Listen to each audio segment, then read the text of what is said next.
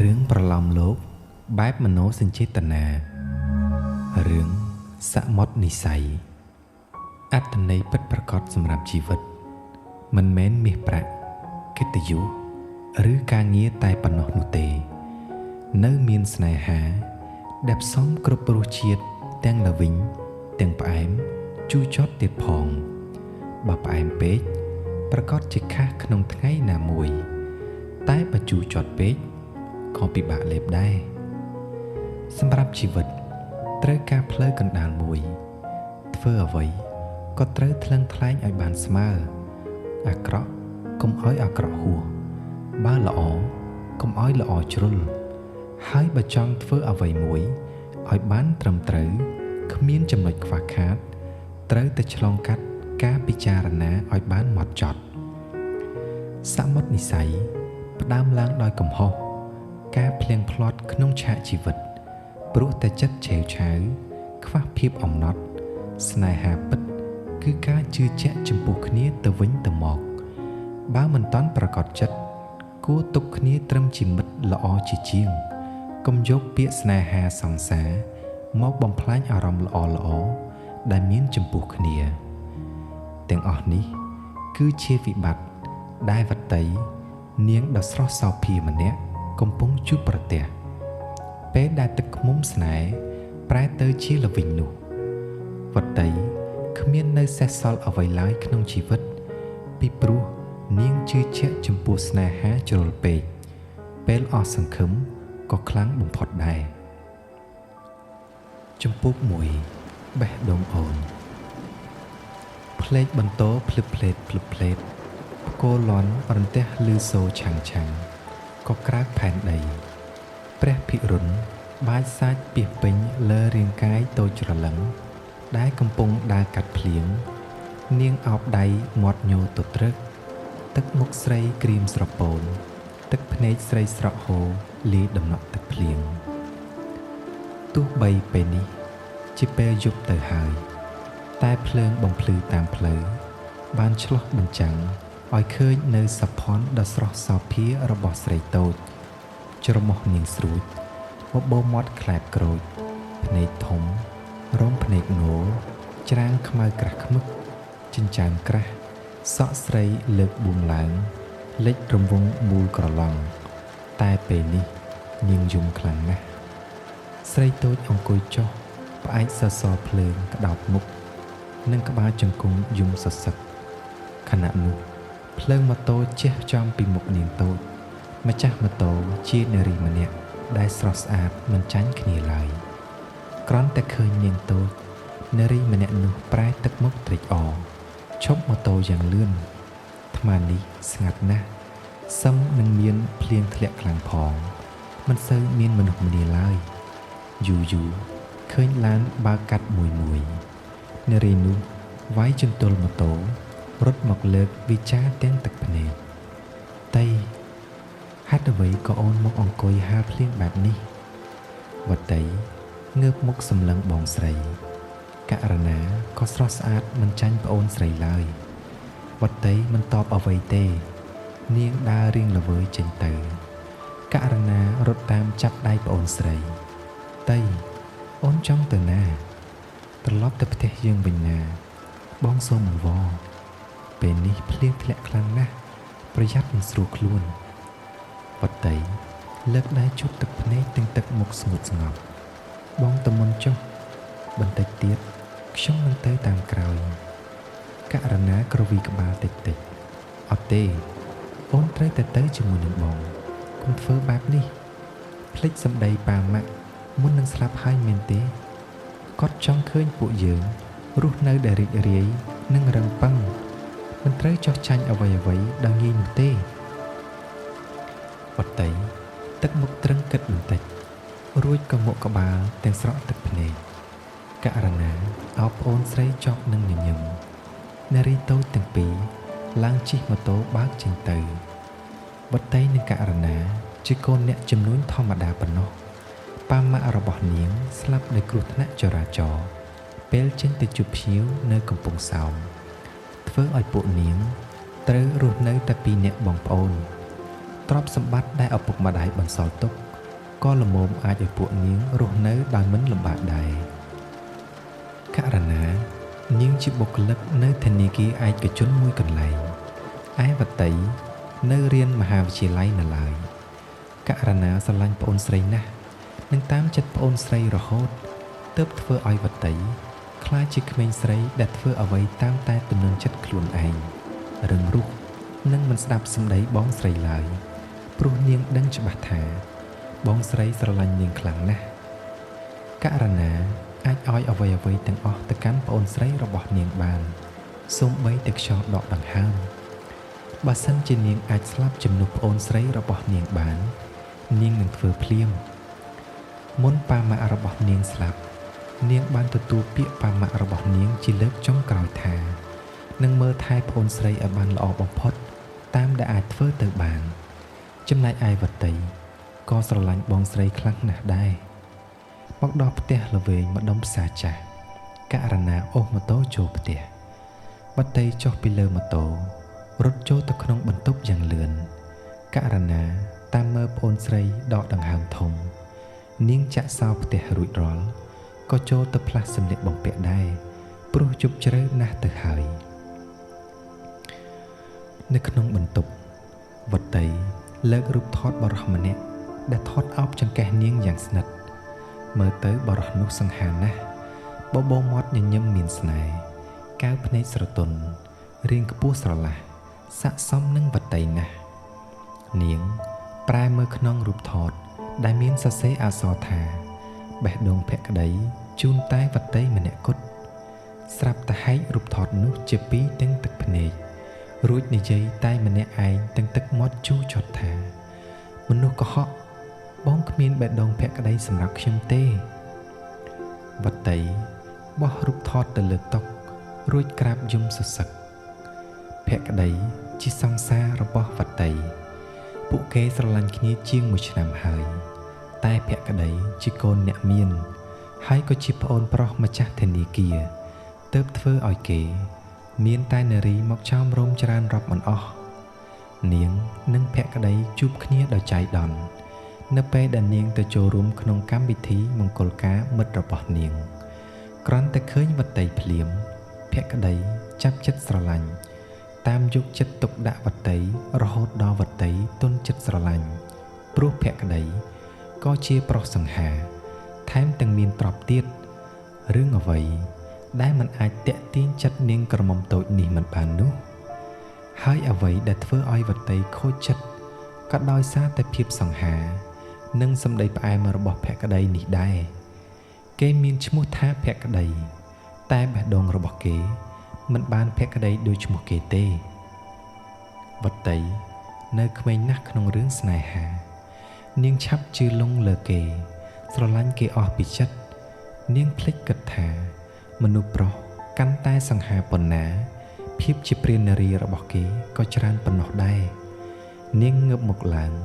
សម្លឹងទៅកូនកំបិតនៅលើតុរួចខាំមាត់និងទាញកំបិតមកកាត់សរសៃកដៃខ្លួនឯង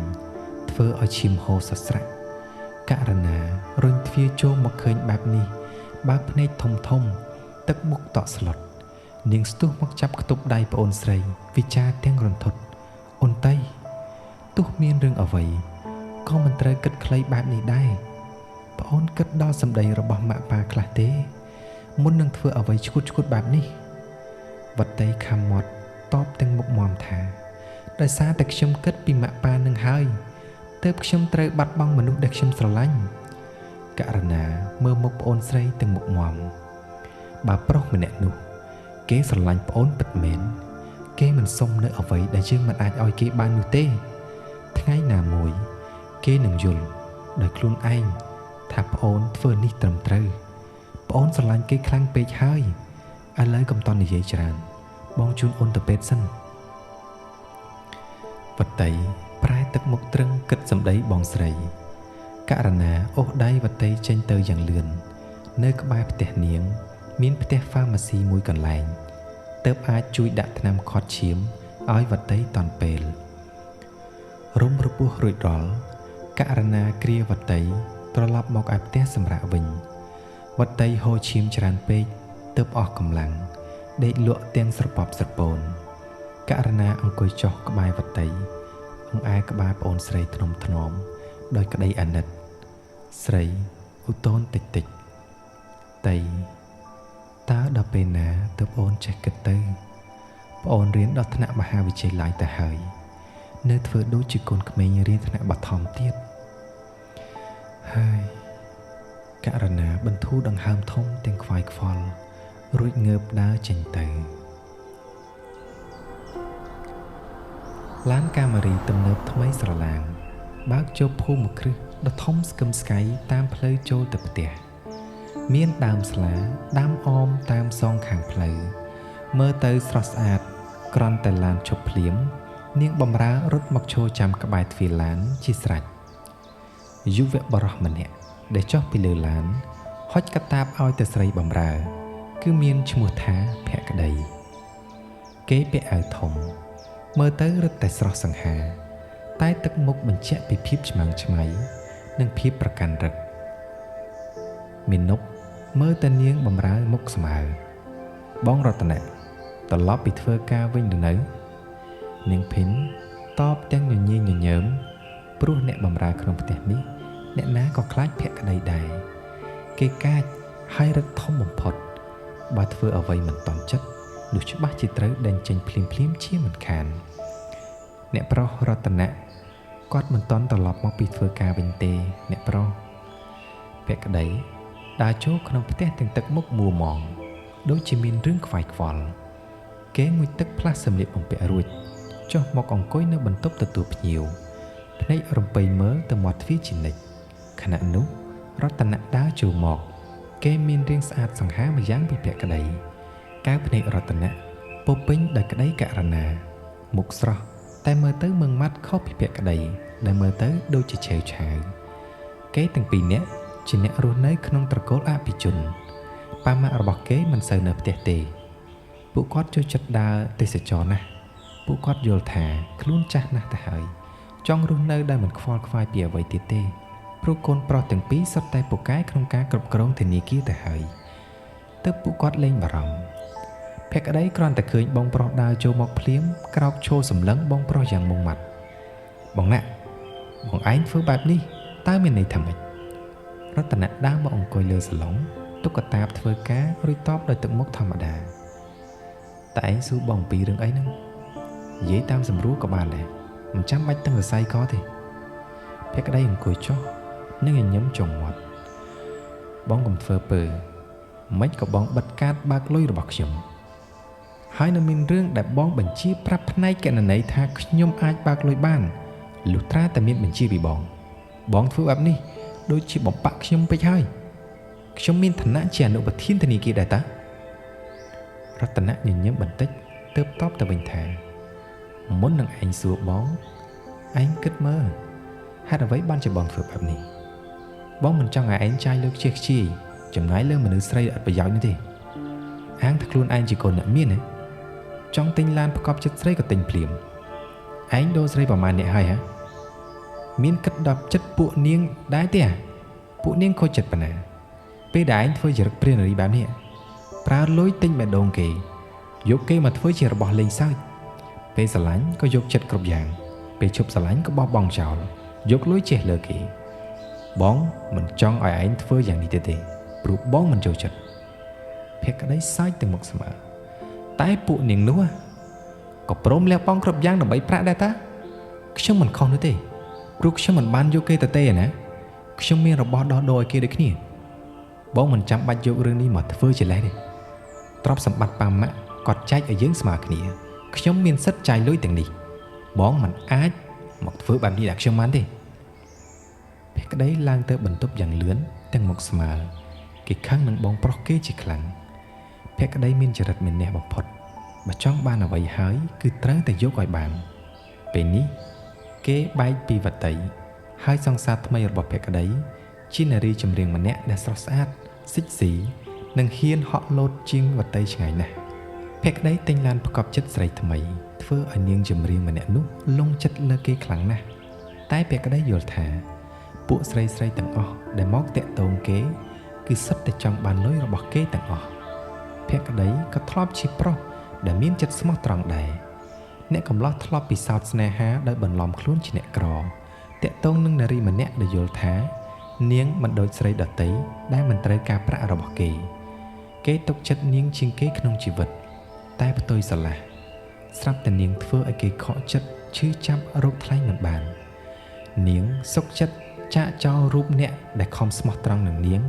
ដោយព្រមរៀបការជាមួយនឹងអាណាជនហើយទៅរស់នៅឯបរទេសទៅវិញគេខឹងគុំនិងស្អប់ស្រីទាំងអស់នៅលើលោកនេះព្រោះភក្តីយល់ថាស្រីមិនខុសគ្នាទេបើគេជាអ្នកក្រក៏គ្មានស្រីណាមកតាមស្រឡាញ់គេដែរប៉ុន្តែគេគិតបែបនេះគឺខុសហើយมันអាចបន្ទោសលើស្រីតែម្ខាងបានទេស្រីក៏មិនដូចគ្នាទាំងអស់ដែរអ្នកណាទៅដែលមិនចង់រស់នៅជាមួយនឹងមនុស្សដែលខ្លួនស្រឡាញ់នោះតែកលៈទេសៈអាចឲ្យមនុស្សសម្រេចចិត្តធ្វើអ្វីដែលខ្លួនមិនចង់ធ្វើបានរតនៈដកដង្ហើមធំតាមមើលប្អូនប្រុសរួចអង្គុយចុះលើកទូរស័ព្ទមកចុចអឡូធីរិតការងារដែលខ្ញុំបកគលឯងចាត់ចែងនោះយ៉ាងម៉េចទៅហើយបាទខ្ញុំបានយកប្រវត្តិរូបបុគ្គលិកមកមើលហើយលោកប្រធានស្អែកនេះខ្ញុំនឹងយកទៅជូនលោកប្រធាននិងជ្រើសរើសតែម្ដងល្អណាស់អូខ្ញុំនឹងមានការងារមួយទៀតឲ្យលោកជួយធ្វើលោកប្រាប់ទៅផ្នែកកេដណីឲ្យជួយផ្ទេរប្រាក់ចូលកាតបើកលុយរបស់ភក្តីវិញផងបាទលោកប្រធានរតនៈបិទទូរស័ព្ទរួចឡើងទៅលើបន្ទប់សម្រាប់គេស្រឡាញ់ប្អូនប្រុសរបស់គេមិនចាញ់ករណាស្រឡាញ់ប្អូនស្រីនាងឡើយគ្រាន់តែគេចង់ប្រមានប្អូនខ្លះតែប៉ុណ្ណោះព្រឹកនេះខ្យល់ត្រជាក់ណាស់ករណាស្លៀកសម្លៀកបំពាក់ការងារមួយកំ pl ស័ក្តិសមនឹងរូបរាងស្រស់ស្រីខ្លាំងណាស់តែទឹកមុខនាងស្រពប់ស្រពោនមិនរីករាយឡើយនាងក្រមុំដើរចូលទៅក្នុងបន្ទប់វតីដែលកំពុងដេកបើកភ្នែកសម្លឹងទៅក្រៅបង្អួចមើលដុំពពករសាត់លឿនលយតាមកម្លាំងវីយ៉ូព្រឹកនេះហាក់ដូចជាគ្មានពលឺព្រះអាទិត្យសោះធ្វើឲ្យរងាក្នុងចិត្តរោគថាមិនត្រូវជាពិសេសមនុស្សដែលខូចចិត្តដូចជាវតីទឹកភ្នែកស្រីចាប់ផ្ដើមស្រក់ហូរកាត់ផែនថ្ពាល់ដល់រលងស្រិលតែស្លេកស្លាំងករណាពេលឃើញប្អូនមានសភាពបែបនេះនាងក៏ឈឺចិត្តមិនចាញ់វតីដែរករណាជួងមកអង្គុយក្បែរប្អូនស្រីអង្អែក្បាលនាងថ្នមថ្មមដោយវិចារតិចប្អូនឃើញទេក្រោយភ្លៀងមេឃនឹងស្រឡះប្អូនកាត់ចិត្តពីគេទៅគេគ្មានតម្លៃសម្រាប់ប្អូនខូចចិត្តបែបនេះទេមនុស្សប្រុសឲ្យតម្លៃទៅលើតែរបស់អ្វីដែលគេយកបានដោយពិបាកប៉ុណ្ណោះបើអូនរឹងមាំគេនឹងមើលឃើញតម្លៃពិតរបស់អូនឯងជាមិនខានវតីជូតទឹកភ្នែកតបទាំងទឹកមុខស្ងួតកែវភ្នែកនៅតែមានជលនេតដកជាប់ជានិច្ចតែនាងមិនងាកមើលមុខករណាទេមេឃស្រឡះពិតមែនតែមិនមានភាពកក់ក្ដៅដូចមុនទេគេជាមនុស្សប្រុសតែម្នាក់គត់ដែលខ្ញុំស្រឡាញ់បងមិនធ្លាប់ស្រឡាញ់អ្នកណាបងមិនដឹងទេការដែលយើងលងស្រឡាញ់អ្នកណាហើយចង់បំភ្លេចគេមិនមែនជាការងាយនោះទេករណាក៏វីក្បាលតិចបងមិនធ្លាប់ស្រឡាញ់អ្នកណាពិតមែនតែបងស្រឡាញ់ប្អូនបងមិនចង់ឃើញប្អូនពិបាកចិត្តឈឺចាប់បែបនេះនោះទេធ្វើជាមនុស្សត្រូវតែរឹងប៉ឹងបានហើយអូនឯងសម្រាប់ចុះបងទៅធ្វើការតែកុំគិតធ្វើអីប្រេះប្រាស់ទៀតឯសោះព្រោះគ្មានអ្នកណាស្រឡាញ់យើងជាងយើងស្រឡាញ់ខ្លួនឯងនោះទេករណាដើរចេញទៅវតីខំមាត់នៅស្ងៀមអ្វីដែលបងស្រីនិយាយនាងយល់ទាំងអស់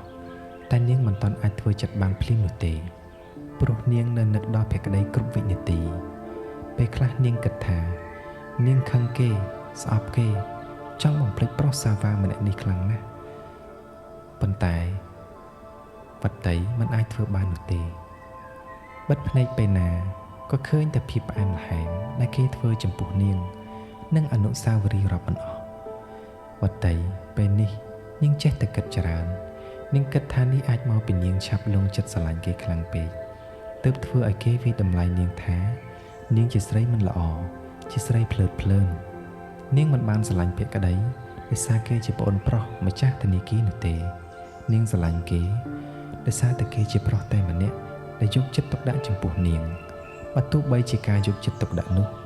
គ្រាន់តែធ្វើឡើងដើម្បីបញ្ឆោតចិត្តរបស់នាង ដែលមិនមែនកើតឡើងពីក្នុងចិត្តក៏ដោយក៏នាងនៅតែយល់ថាភក្តីជាប្រុសទន់ភ្លន់ណាស់នាងក៏មិនយល់ពីចិត្តរបស់ភក្តីដែរពេលខ្លះគេមានមនោសញ្ចេតនាយ៉ាងជ្រាលជ្រៅពេលខ្លះសោះក៏ក្រក់បំផុតវតីមិនដឹងពីប្រវត្តិផ្លូវចិត្តរបស់ភក្តីឡើយនៅក្នុងធនាគាររតនៈករណាដើរញាប់ដៃញាប់ជើងព្រោះថ្ងៃនេះនាងមកធ្វើការយឺតជាងសប្ដងម្យ៉ាងគេត្រូវប្រជុំបុគ្គលិកផងនាងមកយឺតទៀតច្បាស់ជាត្រូវអ្នកគ្រប់គ្រងស្ដីបន្ទោសជាមិនខាននាងក្រមុំដើរលឿនពេកប្រយ័ត្នទៅប៉ះនឹងភក្តីដែលកំពុងដើរចេញពីក្នុងចន្ទាយន្តមកដែរភក្តីងើបឡើងមុខក្រញើស្ដីឲ្យថាករណាដោយមិនខ្ចីមើលមុខនាងក្រមុំឡើយណែដើរយ៉ាងម៉េចមកពុកមនុស្សទាំងរូបបែបនេះធ្វើការផ្នែកណាខ្ញុំនឹងឲ្យអ្នកគ្រប់គ្រងនាងហើយនាងទៅណែនាំម្ដងករណាងើបឡើងរៀបចំសម្លៀកបំពាក់រួចមើលមុខភក្តីដែលមុខស្មើនាងជាបុគ្គលិកតូចតាចទើបមិនដែលបានជួបភក្តីមិនដឹងថាភក្តីជាអនុប្រធានធនាគារនោះឡើយគ្រាន់តែឃើញមុខភក្តីនាងខំមាត់សម្លក់អ្នកកំឡោះដោយក្តីស្អប់ខ្ពើមព្រោះនាងចាំមិនភ្លេចឡើយមនុស្សប្រុសដែលធ្វើឲ្យប្អូននាងឈឺចាប់នាងឃើញរូបភក្តីនៅក្នុងបន្ទប់វតីទើបនាងស្គាល់គេតែភក្តីមិនដឹងថាករណាជាបងរបស់វតីឡើយនាងតបទាំងមុខក្រហមថាចាខ្ញុំជាបុគ្គលិកតូចតាចទេលោកខ្ញុំសុំទោសដែលដើរមិនប្រយ័ត្នមិនបានមើលលោកប៉ុន្តែបើលោកឲ្យអ្នកគ្រប់គ្រងដេញខ្ញុំចេញក៏ល្អដែរព្រោះខ្ញុំមិនចង់ធ្វើការនៅក្នុងធនាគារដែលមានអ្នកដឹកនាំជាប្រុសព្រាននារីអាត្មានិយមចូលចិត្តគេចំណេញលើស្រីនោះទេនិយាយចប់ករណាចូលទៅក្នុងចន្ទាយន្តយ៉ាងលឿននាងមិនចង់ឃើញមុខភក្តីយូរឡើយ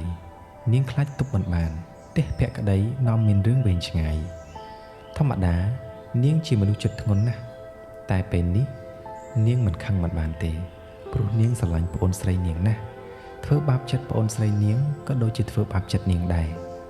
ភក្តីឈោភាំងតែម្ដងព្រោះនាងនិយាយដូចជាស្គាល់អ្នកច្បាស់ណាស់គេបំរុងតាមតែសួរស្រស់ស្រីឲ្យច្បាស់តែនាងចុចបិទទ្វារចន្ទាយន្តបាត់ទៅអ្នកកំឡោះឈោហួសចិត្តម្នាក់ឯងថ្ងៃនេះអ្នកមានណាត់ជាមួយនឹងតារាចម្រៀងរូបស្រស់នារីផងទៅខ្ជិលទៅតាមរករឿងករណាទៀតនៅក្នុងចន្ទាយន្តករណាខ្ទប់ទ្រូងជាប់ពេលនេះបេះដូងនាងលោតញាប់រណ្ដិតព្រោះភ័យផងខឹងផងនាងគិតថាភក្តីមិនត្រឹមតែជាប្រុសព្រានទេថែមទាំងជាប្រុសមាត់អាក្រក់បំផុតទៀតនាងទើបតែចូលធ្វើការនៅធនាគារនេះទើបមិនស្គាល់គ្រាន់តែដឹងថាម្ចាស់ធនាគារមាន2នាក់បងប្អូនប្រធានគឺវងរតនៈនិងអនុប្រធានគឺវងភក្តីដំបងស្មានតែឈ្មោះដូចគ្នាតែពេលនេះជាមនុស្សតែមួយធ្វើឲ្យនាងលែងចង់ធ្វើការនៅទីនេះទៀតហើយស្រីស្រស់ចូលមកដល់បន្ទប់ប្រជុំគ្រប់គ្នាងាកមើលមកនាងព្រោះនាងមកយឺតជាងគេតែក៏ជាសំណាងរបស់ករណាដោយសារតែរតនៈគេមិនតាន់ចូលមកក្នុងបន្ទប់ប្រជុំនោះឡើយធីរិតជាមិត្តជិតស្និទ្ធរបស់ករណាម្យ៉ាងគេឃើញការងាររបស់នាងល្អទើបជ្រើសរើសនាងឲ្យចូលរួមក្នុងប្រជុំជាមួយបុគ្គលិកជាន់ខ្ពស់ដែលសុទ្ធតែជាអ្នកមានសមត្ថភាពក្នុងការងារធីរិតទាញដៃករណាឲ្យអង្គុយចុះខ្សឹបតិចតិចហេតុអីថ្ងៃនេះមកយឺតម៉េះសំណាងហើយដែលលោកប្រធានមិនតាន់អញ្ជើញចូលមកនាងដឹងទេថានេះជាឱកាសល្អសម្រាប់នាងហើយបើលោកប្រធានជ្រើសរើសនាងធ្វើជាលេខានោះប្រាក់ខែក៏ខ្ពស់ជាពិសេសមានឱកាសជួបអ្នកធំជាច្រើនថែមទៀតករណាពេបមាត់របៀបមិនពេញចិត្តទៅវិញថាបើដឹងមុនណាតែត្រូវមកអង្គុយឲ្យគេជ្រើសរើសធ្វើជាលេខារបស់ពួកអ្នកមានលំមកាមនោះខ្ញុំមិនមកទេធីរិតហើយខ្ញុំក៏មិនចង់ធ្វើការនៅទីនេះទៀតដែរខ្ញុំគិតថាខ្ញុំដកខ្លួនល្អជាងទុកឲ្យបងគាត់ជាអ្នកគ្រប់គ្រងឱកាសមានអគ្គប្រាក់នេះចុះធីរិតបើកភ្នែកភ្លឹះមើលមុខករណាទាំងងឿងឆ្ងល់ករណាកំពុងនិយាយស្អីហ្នឹងខ្ញុំអត់យល់ទេនេះលោករតនៈហ្នឹងដែលជាអ្នកមានលំមកាមនោះបងប្អូនគាត់ទៅត្រូវបងអូននឹងបងមិនខុសគ្នាទេឯងក៏ប្រកាន់ជើងប្រធានរបស់ឯងមនុស្សប្រុសគឺដូចតែគ្នាហ្នឹងបើដឹងអញ្ចឹងមិនរាប់អានឯងជាមិត្តទេ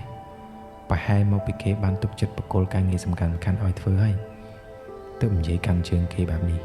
ធីរិតធ្វើមុខ មើងម៉ាំងមិនយល់ថាហេតុអ្វីនៅសុកករណាសោះប្អូនប្រុសរតនៈបែបនេះរតនៈដើរចូលមកដល់អ្នកទាំងពីរក៏ឈប់និយាយគ្នាធិរិតប្រមូលប្រវត្តិរូបបុគ្គលិកដែលមានស្នាដៃល្អៗឲ្យទៅរតនៈមើលរួចរតនៈហៅឈ្មោះដែលមាននៅក្នុងប្រវត្តិរូបម្ដងម្នាក់ដើម្បីជាការស្គាល់គ្នាជាមួយបុគ្គលិកហើយក៏ឆ្លៀតឱកាសពិសោធន៍រោគលេខាម្នាក់ដែលគេអាចទុកចិត្តថាអាចយកដើរតាមបាននិងមិនធ្វើឲ្យខ្មាស់គេពេលនេះដល់វេនករណានាងក្រមុំក្រោកឈរធ្វើមុខកញ្ញើមិនញញឹមដាក់រតនៈដោយបុគ្គលិករាល់គ្នាឡើយអ្នកកំឡោះមើលមុខករណាភាំងបន្តិចរួចក៏សម្រួលធ្វើធម្មតាតែមាណពឆ្ងល់នឹងរឹកពីរបស់ករណាណាស់នាងធ្វើដូចជានាងនឹងជាសត្រូវនឹងគ្នាតាំងពីពេលណាមកអញ្ចឹងអ្នកកំឡោះសួរនាងក្រមុំម្ដេចក៏នាងមើលមុខខ្ញុំបែបហ្នឹងនាងក្រមុំតបទាំងសោះក៏ក្រោះតើមើលបែបណាទៅលោកប្រធានខ្ញុំមើលតាមធម្មតាប៉ុណ្ណឹងឬលោកប្រធានធ្លាប់ធ្វើអីមិនល្អមែនទេបានជាមានអារម្មណ៍ថាគេមើលក្នុងបំណងមិនល្អបុគ្គលិកគ្រប់គ្នាងាកមើលមុខករណាទាំងងឿងឆ្ងល់ព្រោះករណាមិនគួរក្លាហានបែបនេះសោះគ្មានអ្នកណាម្នាក់ហ៊ានតវ៉ាជាមួយប្រធានធនាគារយ៉ាងនេះឡើយធិរិតលួចទាញអាវរបស់ករណាដោយទឹកមុខអេះអុញឯនាងក្រមុំឈរធ្វើប្រងើយមិនមានអ្វីខ្លាចសោះនាងយល់ថាបើគេខឹងគេដេញនាងចេញក៏ល្អដែរនាងមិនចង់ធ្វើការជាមួយនឹងរតនៈនិងភក្តីទៀតទេស្រីស្រស់គិតថាពួកគេជាប្រុសមិនល្អដូចគ្នារតនៈមើលមុខនាងក្រមុំរួចសើចញញឹមខ្ញុំមិនធ្លាប់ធ្វើអីខុសនោះទេអ្នកនាងគ្រាន់តែឆ្ងល់ប៉ុណ្ណោះព្រោះអ្នកនាងសម្លឹងខ្ញុំដាក់ភ្នែកបែបនេះអ្នកនាងមិនពេញចិត្តនឹងខ្ញុំរឿងអីអ្នកនាងអាចនិយាយត្រង់បានមិនបាច់កាច់កុំច្រើនទេម្យ៉ាងទៀតបើអ្នកនាងមិនចង់ធ្វើការនៅទីនេះហេតុអ្វីក៏ដាក់ពាក្យសុំចូលបម្រើការងារនៅធនាគារនេះដំបូងខ្ញុំចូលចិត្តតែពេលនេះខ្ញុំមិនចូលចិត្តបើលោកប្រធានចង់ដេញខ្ញុំចេញក៏បានក្នុងការដែលខ្ញុំមិនចង់គោរពចៅហ្វាយនេះរតនៈកវីក្បាលតិចអត់ទេខ្ញុំមិនមែនជាមនុស្សដែលប្រកាន់រឿងបន្តិចបន្តួចនោះទេតែបើអ្នកនាងមិនពេញចិត្តនឹងធ្វើការនៅទីនេះខ្ញុំក៏មិនខំដែរតែអ្នកនាងសុំឈប់ដោយខ្លួនឯងហើយអ្នកនាងដឹងហើយថាច្បាប់ធនាគាររបស់ខ្ញុំយ៉ាងណានោះបើបុគ្គលិកត្រូវដកចេញគឺខាងខ្ញុំជាអ្នកបង់ប្រាក់ខែជូនអ្នកនាងពីខែមុនជាថ្លៃជំងឺចិត្តតែបើបុគ្គលិកសុំឈប់ខាងបុគ្គលិកក៏ត្រូវសងប្រាក់មកធនាគារខាងខ្ញុំវិញតាមដែលខ្ញុំទាមទារព្រោះនេះមិនមែនជាក្រុមហ៊ុនទីផ្សារផ្លាស់ប្ដូរបុគ្គលិកផ្ដេសផ្ដាសនោះទេហើយក៏មិនមែនចេះតែទទួលបុគ្គលិកឲ្យធ្វើការដែរករណាបាត់មាត់ឈឹងតែម្ដងនាងភ្លេចគិតអំពីបញ្ហានេះឲ្យឈឹងពីព្រោះរវល់តែខឹងម្យ៉ាងនាងខំធ្វើខ្លួនមិនល្អបែបនេះសង្ឃឹមតែគេនឹងដេញនាងចេញតែនាងគិតខុសព្រោះរតនៈមិនមែនជាមនុស្សឆេវឆាវដូចភក្តីឯណានាងក្រមុំគិតក្នុងចិត្តថាពិតជាឃើញតែផលចំណេញគ្រប់រឿងមែនចាំមើលតែអ្នកណាបកកែទ្រាំជាងខ្ញុំនឹងធ្វើឲ្យលោកដេញខ្ញុំឲ្យតល់តែបានរតនៈឃើញករណាលេងតវ៉ាក៏ក្រោកឈរឡើងទល់មុខនាងក្រមុំតែងាកទៅមើលធិរិតអញ្ចឹងការប្រជុំលើកនេះចប់ត្រឹមនេះចោលចាំស្អែកខ្ញុំឲ្យដំណឹងទៅលោកធិរិតថាខ្ញុំជ្រើសយកអ្នកណារតនៈនឹងបំរុងដើរចេញទៅតែនៅឆ្លៀតងាកមកឌឺដាក់ករណាគេយល់ថាករណាជានារីម្នាក់ចម្លែកណាស់តែចរិតរបស់នាងបែរជាធ្វើឲ្យអ្នកមានអារម្មណ៍ថារីករាយហើយចង់ឈ្នះនាងទៀតផងម្យ៉ាងគេចង់ដឹងថាករណាមិនពេញចិត្តនឹងអ្នករឿងអ្វីទៅធ្វើការតាមសប្បាយចុះខ្ញុំមិនដេញនាងចេញទេព្រោះមិនចង់ខាតប្រាក់ខែករណាខំមាត់បើកភ្នែកសម្លក់រតនៈទាំងខ្នាញ់អ្នកកំឡោះដើរចេញទៅដល់ញញឹមស្រស់បុគ្គលិកក៏បាច់ផ្លូវទៅធ្វើការរៀងខ្លួនធិរិតតាមមើលរតនៈបន្តិចករណាបន្តិចទាំងឆ្ងល់មិនដែលស្គាល់គ្នាសោះទើបតែជួបគ្នាថ្ងៃនេះហេតុអ្វីក៏បើកសមរភូមិប្រយុទ្ធគ្នាទៅហើយធិរិតស្គាល់ចិត្តករណាច្បាស់ណាស់នាងមិនព្រមចោះចាញ់អ្នកណាងាយៗនោះទេជាពិសេសបើគេកាន់តែបញ្ឆេះនាងកាន់តែធ្វើបើសិននិយាយអង្វរទៅវិញក្រែងអាចទន់ចិត្តបានខ្លះករណាក្តាប់ដៃដើរចេញវឹងទាំងខ្នាញ់ក្នុងចិត្ត រោគថាមិនត្រូវនាងកំមុំអង្គុយនៅកន្លែងការងាររបស់នាងថ្ងៃនោះដល់វេននាងជាអ្នកទទួលអតិថិជនដែលមកបើកប្រាក់ស្រីស្រស់ធ្វើការទាំងតបប្រមល់មិនញញឹមរាក់ទាក់ដូចសពដងនោះទេមិត្តនារីធ្វើការជាមួយករណាលួចមើលមុខនាងក្រមុំសួរទាំងឆ្ងល់ថាថ្ងៃនេះមិនស្រួលខ្លួនទេករណាឬក៏ការប្រជុំជ្រើសរើសលេខាមានបញ្ហាអីបានជាឯងមកកញើម៉េះករណាក្រវីទាំងមុខស្មើគ្នាមិនមែនមិនស្រួលខ្លួនទេណាលីហើយអារឿងជ្រើសរើសលេខាស្អីហ្នឹងយើងក៏មិនបានទៅចាប់អារម្មណ៍ស្អីណាស់ណាដែរតែគ្នាចង់ឈប់ធ្វើការនៅទីនេះលីណាបើកភ្នែកធំស្អីករណាឯងឈួតស្អីនឹងឯងតម្រាំខ្លាចជាបុគ្គលិកធនាគារនេះមិនមែនស្រួលទេគ្នាតស៊ូសឹងស្លាប់ល្មមនឹងបានចូលធ្វើការនៅទីនេះហើយឯងដំបងក៏អញ្ចឹងដែរមែនអត់សាកល្បងការងារពិបាកបែបណាក៏ស៊ូទ្រាំដែរឥឡូវខ្លាចជាបុគ្គលិកពេញសិទ្ធមិនបានប្រមាណផងចង់បាយចង់ឈប់វិញគួរក្បាលឯងមានបញ្ហាតែដឹងពីមុនគ្នាគិតថានៅទីនេះល្អពិតមែនតែគ្នាមិនចង់ធ្វើការជាមួយនឹងប្រធានដែលគិតតែរឿងតាក់ទងស្រីញីនោះទេជាពិសេសគេជាប្រុសសាវ៉ាទៀតចំណែកឯងសម្រាប់មិនអន់ទេណាប្រយ័ត្នខ្លួនទៅក្រែងលោកប្រធានល្មប់ស្រីនោះយកទៅធ្វើជាស្រីកំណាន់ទៅណាលីជ្រួញចិញ្ចើមដោយទឹកមុខមិនជឿទៅវិញថាឯងនិយាយស្អីហ្នឹងគ្នាស្ដាប់មិនយល់ទេអ្នកលោកប្រធានយើងហ្នឹងស្អីជាមនុស្សលោភស្រីសាវ៉ាគ្នាថាឯងយល់ខុសហើយគ្នាធ្លាប់ជួបលោករតនៈពីរដងដែរគាត់ចិត្តល្អណាស់ជាពិសេសជាមនុស្សចេះដឹងខុសត្រូវថ្ងៃមុន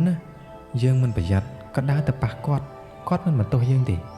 តែបែរជាជួយរើសយកឯកសារគ្មានប្រកាន់រឹកបន្តិចសោះករណាពេបមាត់ដែលធ្វើបែបនោះព្រោះគេចង់តាក់ទាញឯងហ្នឹងជាមួយនឹងលោករតនៈនោះយើងមិនសូវច្បាស់ទេបើប្អូនគេវិញគឺប្រកាសតែម្ដងបងប្អូនសាច់ឈាមតែមួយពិតជាមិនខុសគ្នានោះទេណាលីត្រឹងគិតបន្តិចនិយាយពីពាក្យក្តីនាងមិនសូវស្គាល់ច្បាស់ទេព្រោះគេមិនសូវចូលធនាគារម្យ៉ាងនាងជាបុគ្គលិកតូចតាចពាក្យក្តីជាមនុស្សរឹកធំពិតជាកម្របានជួបណាស់មិនដូចរតនៈឡើយណាលីងក់ក្បាលតិចនឹងតបទៅវិញថារឿងប្អូនប្រុសគ្នាមិនសូវដឹងទេតែតាមដែលឮបុគ្គលិកគេនិយាយគ្នានោះគឺដូចឯងនិយាយនឹងមែនឮថាថ្មីនេះគេកំពុងតែតាក់ទងជាមួយនឹងរីចម្រៀងម្នាក់ស្អាតណាស់វើយហើយគេចំណាយលុយទិញឡានថ្មីទំនើបឲ្យនាងទៀតផងគិតទៅមានសម្រស់ពិតជាល្អមួយយ៉ាងដែរហើយឯងមិនបានជាដឹងរឿងរបស់ពួកគេច្បាស់ម៉េះករណាឮរឿងនេះរឹតតែខឹងថ្ពាល់នាងឡើងក្រហមខឹងនឹងស្អប់ភក្តីបំផុតក្នុងចិត្តអាណិតដល់ប្អូនស្រីព្រឺព្រួចនាងប្រែទឹកមុខជាស្ងួតស្ងប់មួយរំពេចណាលីឃើញករណានៅស្ងៀមទឹកមុខក្រៀមក្រំណាលីបំរុងសួរតែភ្ញៀវក៏ចូលមកដល់ធ្វើឲ្យណាលីមិនបានសួរនាំករណាបាទអរគុណសម្រាប់ការតាមដានស្ដាប់កំសាន្តរបស់លោកអ្នកបងប្អូនចៃដន្យសភៅហ្នឹងខ្ញុំរកបានតែវគ្គទី1នេះហើយខ្ញុំនឹងធ្វើជាវគ្គទី2បន្តទៀតសង្ឃឹមថាបងប្អូនបើសិនបងប្អូនចូលចិត្តអាចរងចាំតាមដានស្ដាប់នៅក្នុងការនិទានភាគ2ម្ដងទៀតដើម្បីអាចនឹងស្ដាប់សាច់រឿងពេញនិងអត្ថន័យពេញយ៉ាងណាហើយនៅក្នុងវីដេអូមួយទៀតខ្ញុំនឹងចេញជាវីដេអូរឿងមួយពេញតែម្ដងដើម្បីបងប្អូនអាចចាក់ស្ដាប់តាំងពីដើមរហូតដល់ចប់បណ្ដោយអញ្ចឹងដោយសារតែធនធានដែលខ្ញុំទទួលបានជា PDF វាមានតែមួយវគ្គអញ្ចឹងខ្ញុំនឹងព្យាយាមរកទិញសៀវភៅនឹងផ្ទាល់ដើម្បីអានជូនលោកអ្នកបងប្អូនស្ដាប់តែម្ដងអញ្ចឹងអរគុណសម្រាប់ការតាមដានស្ដាប់នៅក្នុងកម្មវិធីដែលស្ដាប់ podcast ស្ដាប់កំសាន្តនៅក្នុងវគ្គនេះអរគុណច្រើនហើយបើសិនជាលោកអ្នកបងប្អូនស្រឡាញ់និងចូលចិត្តប្រភេទ content វីដេអូបែបនេះបាទកុំភ្លេចគាំទ្រខ្ញុំបាទដោយចុច subscribe like និង comment វីដេអូនេះផង